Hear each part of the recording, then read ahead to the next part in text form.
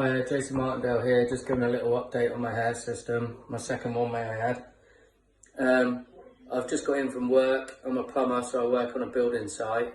It's quite dusty, obviously, and stuff like that. I literally haven't done anything to my hair since I got in. As you can see, it's still looking absolutely awesome.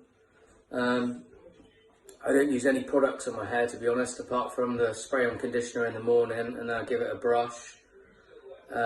And then I didn't use anything else, to be honest, because I like it looking quite natural like it is. As you can imagine, being on building sites, when I told everyone what I was doing, everyone did take the piss a lot, if I'm being honest. But when I turned up with it done, they just couldn't believe how realistic it was and how awesome it looks. As you can see, I absolutely love it. I'm going to keep going with them. I uploaded it on my Facebook as well, actually. I think I had something like 400 likes or something like that. Over 100 comments, all positive. So, highly recommend it. Any questions or anything, just let me know, or ask any questions away. I've got Instagram as well. So you can look me up on there if you need any advice, and I'll help you through it. Cheers.